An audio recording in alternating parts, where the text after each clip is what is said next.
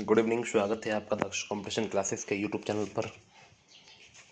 और मैं आपका अपना मोहम्मद आशिम मिले के एक बार फिर स्वागत करता हूं आपके अपने यूट्यूब चैनल दक्ष कंपटीशन क्लासेस पर। और कैसे हैं आप सभी लोग? उम्मीद करता हूं आप लोग अच्छे होंगे, ज़बरदस्त होंगे, जिंदाबाद होंगे और अपनी पढ़ाई को अच्छे से कर रहे होंगे, क्योंकि आप भी जानते हैं कि सर टाइम बहुत कम है और पेपर नज़दीक है आप लोगों का। आरपीएफ की जो भी वैकेंसी में आपने फॉर्म भरा है उसका पेपर भी करीब है स्टूडेंट। और दूसरी बात यह है कि आप अगर उत्तर प्रदेश पुलिस की तैयारी कर रहे हैं तो वो भी पेपर करीब ही है। तो मैं अपने सभी स्टूडेंट से कहना चाहूँगा, जितने भी स्टूडेंट मेरे साथ बने हुए हैं सभी वीडियो का लिंक शेयर कर दें और अपने दोस्तों को बुला लें। जो लोग अभी तक हमारे साथ नहीं जुड़े हैं सबको बुला लें स्टूडेंट, और कह दें सबसे कि क्लास लाइव हो चुकी हैं।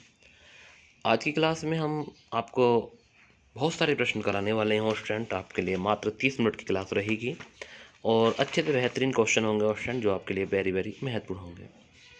लगभग 39 प्रश्न हम इस वीडियो में आपको कराएंगे स्टूडेंट, और 20 से 25 मिनट की हम क्लास आपको लेंगे। कोई भी बच्चा बीच में क्लास छोड़ कर ना जाए, क्योंकि क्लास को पूरा पढ़ा करें, ठीक है? क्योंकि हर क्वेश्चन का आंसर देखना ज़रूरी है कि किस प्रश्न का आंसर क्या बता रहा हूँ मैं। तो आप प्रश्न का आंसर देखोगे तो अच्छा लगेगा, ठीक है क्वेश्चन। तो शुरुआत करते हैं आज के पहले प्रश्न से, और आज का पहला प्रश्न आपके सामने है।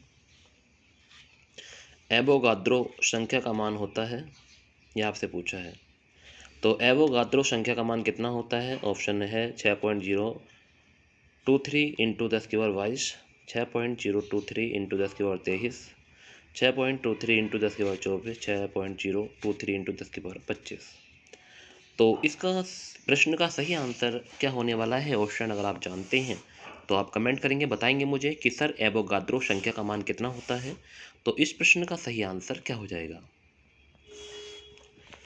4 ऑप्शन आपके सामने हैं, एक बार सही ऑप्शन को पढ़ लीजिए ऑप्शन और देख लीजिए कि क्या होने वाला है सही प्रश्न का सही आंसर।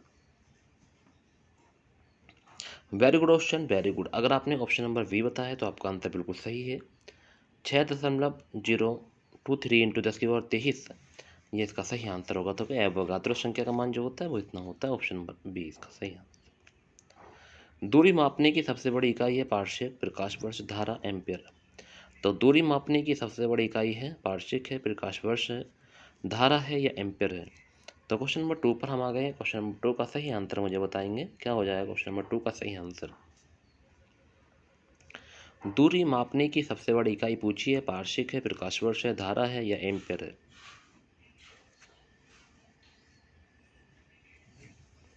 तो दूरी मापने की जो सबसे बड़ी इकाई होती है वो होती है पारसेक। ऑप्शन नंबर ए इसका सही आंसर है। ऑप्शन अगर आपने ऑप्शन नंबर ए बताया तो आपका आंसर बिल्कुल सही है, पारसेक होती है, ठीक है क्वेश्चन। क्वेश्चन नंबर 3 पर हम आ गए। क्वेश्चन नंबर 3 आपके सामने है। एक प्रकाश वर्ष है 9.46 गुणा 10⁻9 मीटर, 9.46 गुणा 10⁻15 मीटर, 9.46 गुणा 10⁻18 मीटर और 9.046 इंटू 10⁻15 मीटर। ये देखिए 18 है ऑप्शन, जो तीसरा ऑप्शन में 10⁻18 है, ये 15 18 इसके नीचे लिख दिया है, गलती हो गई है हुई छापने से। तो एक प्रकाश वर्ष है किसके बराबर होता है ऑप्शन। तो 4 ऑप्शन आपके सामने हैं, सही ऑप्शन पे क्लिक करना है, ठीक है।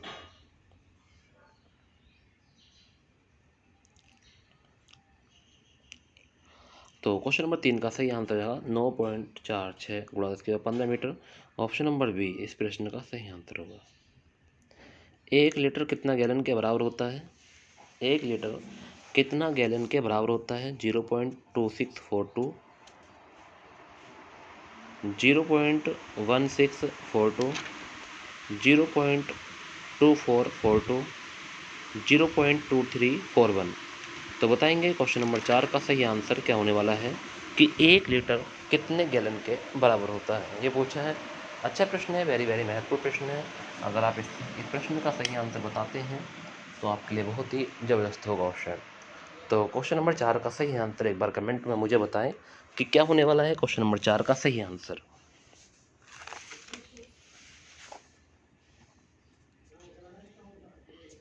तो क्वेश्चन नंबर 4 का सही आंसर आपने कमेंट किया ऑप्शन, वेरी गुड।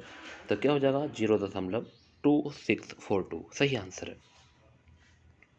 तो 1 लीटर कितने गैलन के बराबर होता है? तो आपने सही आंसर बताया ऑप्शन की 0.2642 सही आंसर है। Very good option. अगर आप लोगों ने ए ऑप्शन बताया तो आपका आंसर बिल्कुल सही है। 1 फर्मी में कितना मीटर होते हैं? 10 की पावर -12 मीटर, 10 की पावर -15 मीटर, 10 की पावर -18 मीटर, 10 की पावर -10 मीटर। तो 1 फर्मी में कितना मीटर होता है ये बताना है। क्वेश्चन नंबर 5 का सही आंसर एक बार कमेंट करेंगे और बताएंगे मुझे कि क्वेश्चन नंबर 5 का सही आंसर क्या होने वाला है।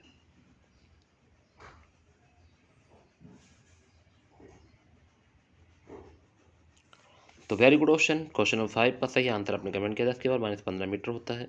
Very good option. Question number 5 का सही आंसर डी ऑप्शन होगा। Very good.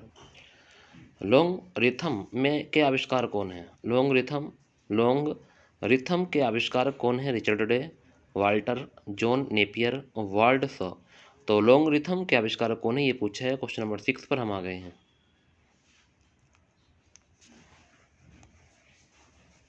तो लोंगरिथम के आविष्कारक कौन है ये पूछा है। क्वेश्चन नंबर 6 पर हम आ गए हैं। तो क्वेश्चन नंबर 6 का सही आंसर बताएंगे। 4 ऑप्शन आपके सामने है। रिचर्ड डे है, वाल्टर है, जॉन नेपियर है या बॉर्डशॉ है। बताएं एक बार कमेंट में सही आंसर। तो अगर आपने ऑप्शन नंबर सी बताया तो आपका आंसर बिल्कुल सही है, जॉन नेपियर। तो लोंगरिथम के आविष्कारक कौन है? जॉन नेपियर है। ऑप्शन नंबर सी सही आंसर है। क्वांटम सिद्धांत के प्रतिपादन कौन थे? एडिशन थे, न्यूटन, मैक्सम प्लांक प्लांक या कुलम्ब। तो बताएंगे एक बार कि क्वांटम सिद्धांत के प्रतिपादक हैं तो कौन है? एडिशन है, न्यूटन है, मैक्स प्लांक है, कुलम्ब है। तो क्वांटम सिद्धांत के प्रतिपादक जो थे वो थे option number C, Max Planck. Option number C इसका सही आंसर है। वायुमंडल की आर्द्रता मापने वाला यंत्र है हाइड्रोमीटर, हाइग्रोमीटर, हाइड्रोफोन या मेगाफोन। तो बताएंगे हाइग्रोमीटर या हाइड्रोफोन या मेगाफोन। तो वायुमंडल की आर्द्रता मापने वाले यंत्र का नाम पूछा है। क्वेश्चन नंबर 8 पर हम आ गए हैं। तो क्वेश्चन नंबर 8 का सही आंसर मुझे कमेंट में बताएंगे कि वायुमंडल की आर्द्रता मापने वाला यंत्र कौन सा है।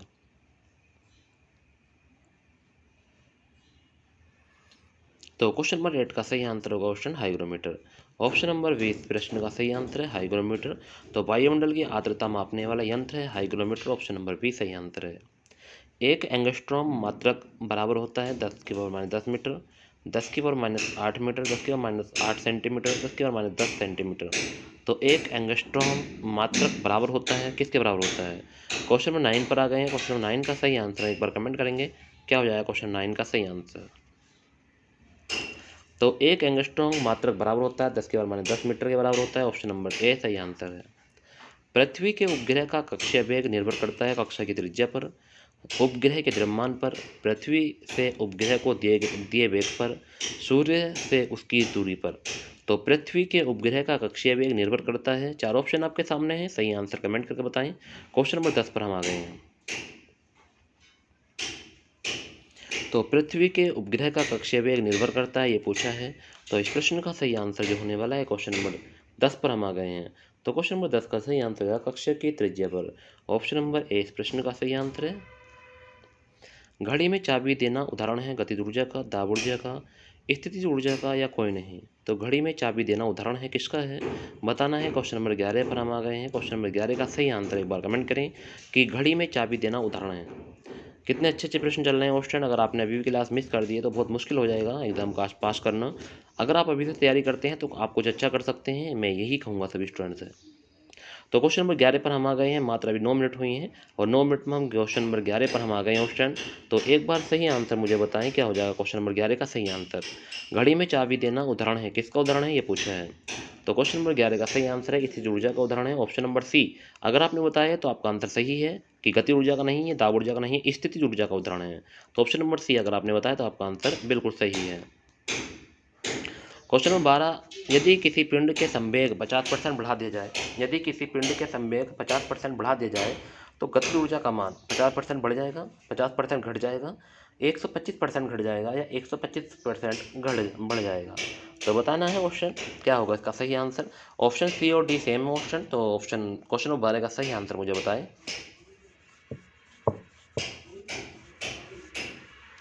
क्वेश्चन नंबर डी में बढ़ जाएगा ऑप्शन यहाँ पर बढ़ जाता।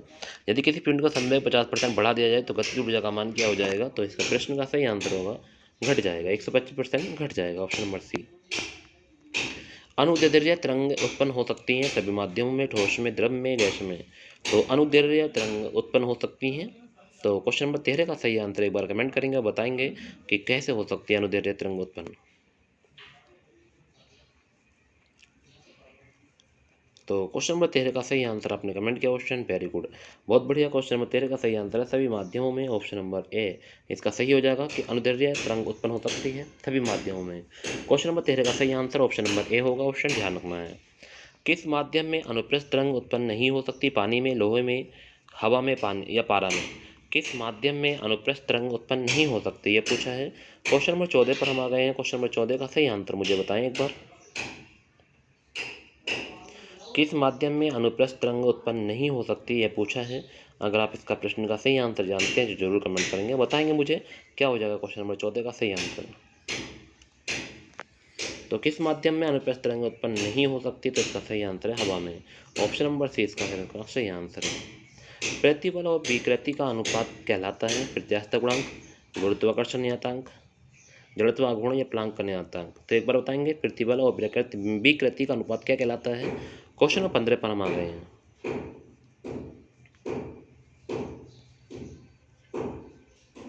चार ऑप्शन आपके सामने हैं, दो ऑप्शन इधर हैं, ऑप्शन दो ऑप्शन ऊपर हैं।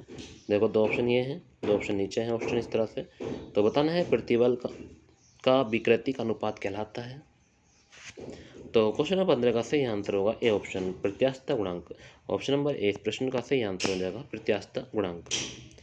पनडुब्बी आधारित है न्यूटन के प्रथम गति नियम पर, आर्किमिडीज के सिद्धांत पर, पास्कल के नियम पर, ऊर्जा संरक्षण के सिद्धांत पर। तो पनडुब्बी आधारित है ये पूछा है। क्वेश्चन नंबर 16 पर हम आ गए हैं।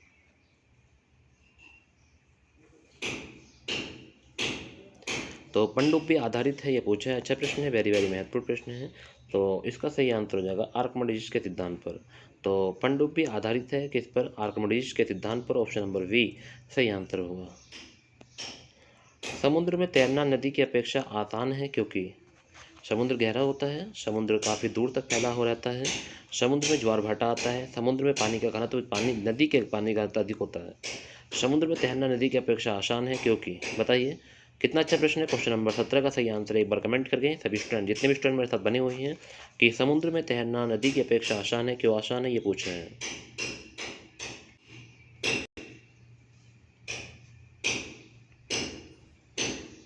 तो क्वेश्चन नंबर 17 का सही आंसर हो जाएगा कि समुद्र के पानी का घनत्व नदी के पानी से अधिक होता है, ऑप्शन नंबर डी इस प्रश्न का सही आंसर है कि समुद्र के पानी का घनत्व नदी के पानी से अधिक होता है, ऑप्शन नंबर डी इस प्रश्न का सही आंसर है। तरंग अपश्रव्य कही जाती है जब उसकी आवृत्ति हो, तरंग अपश्रव्य कही जाती है जब उसकी आवृत्ति हो 20 हर्ट्ज से 20,000 हर्ट्ज के बीच, 20 हर्ट्ज से अधिक, 20,000 हर्ट्ज से अधिक, 20 हर्ट्ज से कम। तरंग अपश्रव्य कही जाती है जब उसकी आकृति आवृत्ति हो। तो बताएंगे क्वेश्चन नंबर 18 का सही आंसर क्या होने वाला है। तरंग अपश्रव्य कही जाती है जब उसकी आवृत्ति हो। क्वेश्चन नंबर 18 का सही आंसर एक बार कमेंट करें और बताएं मुझे क्या हो जाएगा क्वेश्चन नंबर 18 का सही आंसर। तो क्वेश्चन नंबर 18 का सही आंसर हो जाएगा ऑप्शन, एक बार कमेंट कर दें, जल्दी बता दें मुझे क्या होने वाला है क्वेश्चन नंबर 18 का सही आंसर। तो क्वेश्चन नंबर 18 का सही आंसर है 20 हर्ट्ज से कम, ऑप्शन नंबर डी इसका प्रश्न का सही आंसर है कि तरंग अपश्रव्य कही जाती है जब उसकी आवृत्ति हो 20 हर्ट्ज से कम। यदि तरंग की लंबाई का मान आधार कर दिया जाए तो ध्वनि का वेग। तो तरंग की लंबाई का मान आधार कर दिया जाए ये होगा कि यदि तरंग की लंबाई का मान आधार कर जाए तो ध्वनि का वेग आधा हो जाएगा, दुगना हो जाएगा, अपरिवर्तित रहेगा, 4 गुना हो जाएगा, ये पूछा है। क्वेश्चन 19 पर हम आ गए हैं।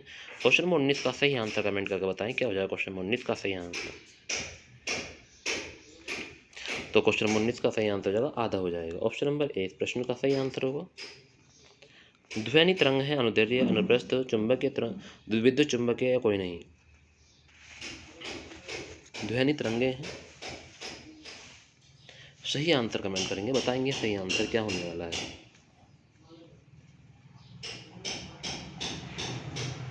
क्वेश्चन नंबर 20 पर आ गए हैं। तो क्वेश्चन नंबर 20 का सही आंसर है अनुदैर्ध्य तरंग, ठीक है, ऑप्शन नंबर ए प्रश्न का सही आंसर है अनुदैर्ध्य तरंग। गोलीय दर्पण की फोकस दूरी उसकी वक्रता त्रिज्या की होती है। गोलीय दर्पण की फोकस दूरी उसकी वक्रता त्रिज्या की होती है आधी, दोगुनी, तिगुनी, चौथाई। तो क्वेश्चन नंबर 21 पर आ गए हैं। क्वेश्चन नंबर 21 का सही आंसर एक बार बताएं कि गोलीय दर्पण की फोकस दूरी उसकी वक्रता त्रिज्या की होती है। तो इस प्रश्न का सही आंसर है आधी होती है। कैसे होती है? आधी। तो हर प्रश्न को ध्यान से देखते रहना स्टूडेंट, अच्छे प्रश्न है, वेरी वेरी महत्वपूर्ण प्रश्न है जो आपके एग्जाम को उसकी औकात दिलाएंगे। अच्छे से प्रश्न पढ़ लेना स्टूडेंट, ठीक है। उत्तल दर्पण द्वारा बना प्रतिबिंब होता है वास्तविक सीधा, वास्तविक उल्टा, काल्पनिक सीधा, काल्पनिक उल्टा। तो 22वें प्रश्न का सही आंसर बताएंगे क्या हो जाएगा। उत्तल दर्पण का बना प्रतिबिंब कैसा होता है ये पूछा है। तो क्वेश्चन नंबर 22 का सही आंसर हो जाएगा वास्तविक सीधा। ऑप्शन नंबर ए प्रश्न का सही आंसर है वास्तविक और सीधा होगा। प्रकाश तरंग उदाहरण है ध्वनि तरंग का, विद्युत चुंबकीय तरंग का, पराबैंगनी तरंग का, कोई नहीं। तो प्रकाश तरंग उदाहरण है किसका है, क्वेश्चन नंबर 23 पर हम आ गए हैं।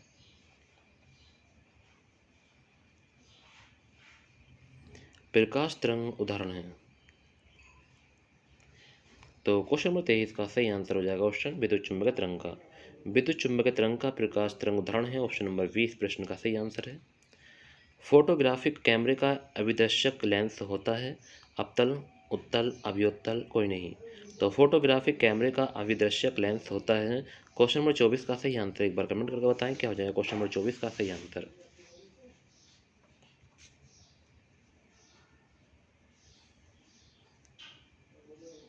तो फोटोग्राफिक कैमरे का अभिदर्शक लेंस होता है, तो इस प्रश्न का सही आंसर है उत्तल।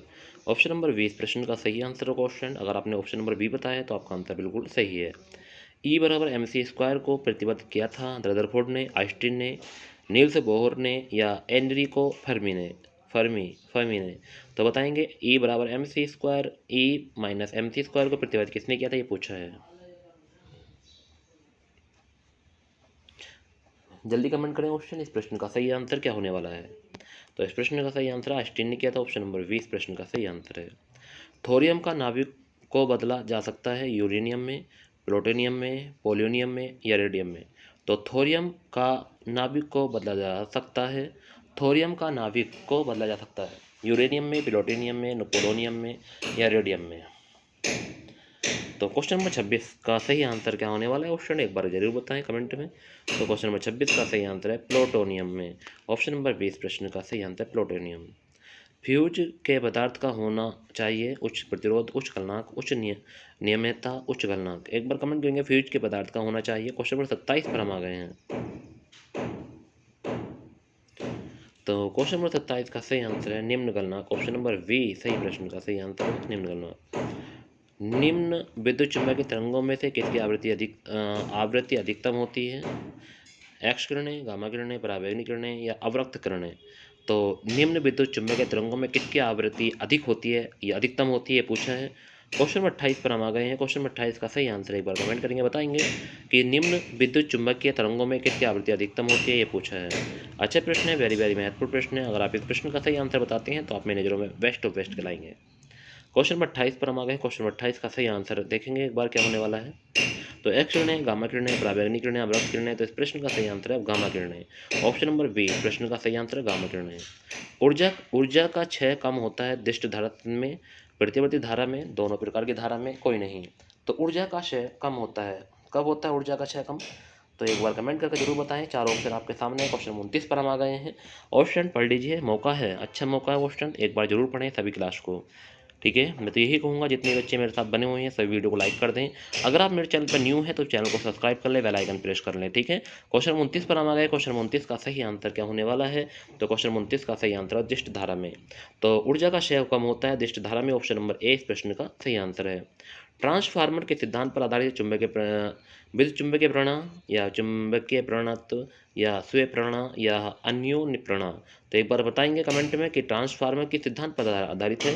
अच्छा प्रश्न है, वेरी वेरी महत्वपूर्ण प्रश्न है। अगर आप इस प्रश्न का सही आंसर बताते हैं तो मेरे नज़रों में आप बेस्ट ऑफ बेस्ट हैं। जरूर कमेंट करेंगे, बताएंगे मुझे सही आंसर क्या होने वाला है। क्वेश्चन नंबर 30 का सही आंसर। तो ट्रांसफार्मर के सिद्धांत पर आधारित है इस प्रश्न का सही आंसर चुंबकीय प्रेरणा। ऑप्शन नंबर 20 प्रश्न का सही आंसर, ध्यान रखना। घरेलू प्रकाश के लिए प्रयुक्त लैंप किस क्रम में जोड़े जाते हैं, श्रेणी क्रम, समांतर क्रम, मिश्रित क्रम, कोई निश्चित क्रम नहीं। तो घरेलू प्रकाश के लिए प्रयुक्त लैंप किस क्रम में जोड़े जाते हैं ये पूछा है। क्वेश्चन नंबर 31 पर हम आ गए हैं। क्वेश्चन नंबर 31 का चार ऑप्शन आपके सामने हैं। एक बार चार ऑप्शन को पढ़ेंगे, समझेंगे, आंसर बताएंगे क्या होने वाला है। क्वेश्चन नंबर 31 का सही आंसर। तो घरेलू प्रकाश के लिए प्रयुक्त लैंप किस क्रम में जोड़े जाते हैं। तो इस प्रश्न का सही आंसर है समांतर क्रम में। ऑप्शन नंबर 20 प्रश्न का सही आंसर है। ऊष्मा किस प्रक्रिया से सर्वाधिक तीव्र गति से स्थानांतरित होती है। तो ऊर्जा किस प्रक्रिया से सर्वाधिक तीव्र गति से स्थानांतरित, चालन, संवहन, विकिरण, इनमें से कोई नहीं। तो बताएंगे ऊष्मा किस प्रक्रिया से सर्वाधिक तीव्र गति से स्थानांतरित होती है। क्वेश्चन नंबर 32 पर हम आ गए हैं। तो क्वेश्चन नंबर 32 का सही आंसर है विकिरण। ऑप्शन नंबर सी इस प्रश्न का सही आंसर है विकिरण। न्यूनतम संभवतः ताप है -273 degree centigrade, 0 degree, -300 degree centigrade, 1 degree centigrade. तो न्यूनतम संभवतः ताप है, संभवतः ताप है। क्वेश्चन नंबर 33 पर आ गए हैं। क्वेश्चन नंबर 33 का सही आंसर बताएंगे। तो क्वेश्चन नंबर 33 का सही आंसर है -273 degree centigrade. Option number C. यदि वायुमंडल ना होते तो दिन रात की अवधि होती कम, ज़्यादा, अपरिवर्तित, आधी। यदि वायुमंडल ना होती तो दिन रात की अवधि होती। क्वेश्चन नंबर 34 पर हम आ गए हैं।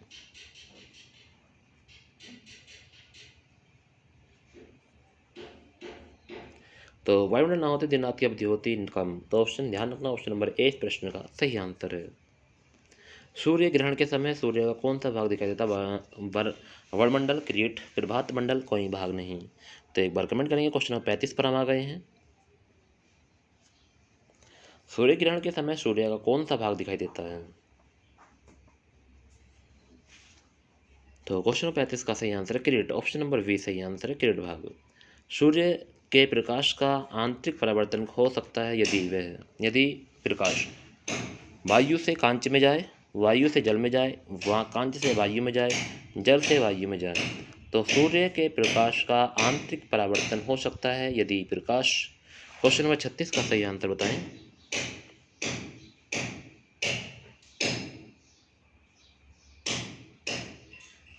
तो क्वेश्चन नंबर 36 का सही आंसर ऑप्शन नंबर सी होगा, कांच से वायु में जाए। ऑप्शन नंबर सी ऑप्शन है।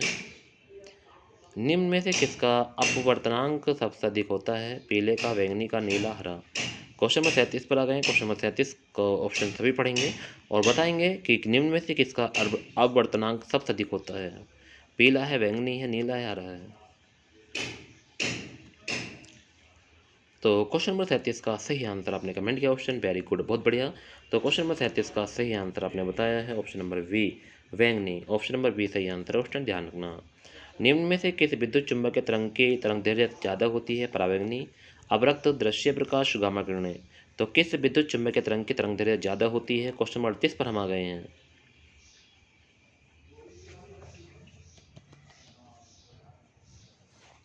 तो क्वेश्चन नंबर 38 का आंसर एक बार कमेंट करेंगे कि किस विद्युत चुंबकीय तरंग की तरंग दैर्घ्य सबसे ज़्यादा होती है? तो इस प्रश्न का सही आंसर है दृश्य प्रकाश। ऑप्शन नंबर सी सही आंसर होगा। प्रकाश की चाल सबसे पहले ज्ञात की? एडिशन ने, रोमन ने, फैराडे ने, वेबर ने। तो बताएंगे क्वेश्चन नंबर 39 का सही आंसर। प्रकाश की चाल सबसे पहले ज्ञात की थी, किसने की थी? ऑप्शन बताएं एक बार सही आंसर। तो प्रकाश की चाल जो सबसे पहले ज्ञात की थी वो की थी रोमर ने। तो ऑप्शन नंबर 20 प्रश्न का सही आंसर होगा रोमर ने। ठीक है, तो ये थे आज की वीडियो के महत्वपूर्ण प्रश्न स्टैंड। आपको कैसे लगे जरूर कमेंट करके जरूर बताना कि आज आपको ये क्लास कैसी लगी। अगर क्लास अच्छी लगी हो तो क्लास को लाइक जरूर कर देना स्टैंड और बेल आइकन प्रेस कर देना। ठीक है, और ऐसे ही वीडियो देखने के लिए मेरे साथ बने रहना, क्योंकि आप लोगों को ज़्यादा से ज़्यादा वीडियो इस तरह से वीडियो आपको मैं देता रहूँगा अगर आप लोग मेरे साथ बने रहेंगे। अगर आप मेरे चैनल पर न्यू हैं तो मेरे चैनल को सब्सक्राइब कर लेंगे और बेल आइकन को प्रेस कर लेंगे, क्योंकि आप लोग जानते हैं कि सर अगर आप इतनी मेहनत कर रहे हैं तो कोई तो वजह होनी चाहिए मेहनत की। तो फ्रेंड आप इस वीडियो को ज़रूर सब्सक्राइब कर लेना, यानी चैनल को सब्सक्राइब कर लेना और वीडियो को लाइक कर देना। आज की क्लास यहीं तक ख़त्म करते हैं फ्रेंड। अगर आपको क्लास अच्छी लगी है तो अपने यार दोस्तों को भी शेयर करना, जो लोग अभी हमसे नहीं जुड़े हैं उनको ज़रूर शेयर करना, पहुँचाना उन तक ये क्लास, क्योंकि मैं चाहता हूँ कि जिन लोग अभी हमसे नहीं जुड़े हैं तो उनको इस बात का पता चल जाए कि हाँ ये हमारी क्लास वेरी महत्वपूर्ण है, आने वाले आपके किसी भी एग्ज़ाम के लिए बहुत ही महत्वपूर्ण ऑप्शन। तो ज़रूर शेयर करना उन अपने दोस्तों को जो अभी हमसे नहीं जुड़े हैं। ठीक है ऑप्शन, तो उम्मीद करता हूँ कि आप उन सभी लोगों को ज़रूर शेयर करेंगे जो अभी हमसे नहीं जुड़े हैं। ठीक है option, thank you very much option. आज के लिए आपकी क्लास बहुत ही ज़बरदस्त थी ऑप्शन। जिन लोग अभी बीच में आकर जुड़े थे ऑप्शन, जिन्होंने हमारी क्लास को पूरा नहीं देखा है, तो प्लीज़ मैं उनसे कहना चाहूँगा कि वो सभी स्टूडेंट एक बार क्लास को पूरा देख लें, अच्छे से मेहनत कर लें। ठीक है, तो आज की क्लास का यहीं समापन करते हैं option. Thank you very much.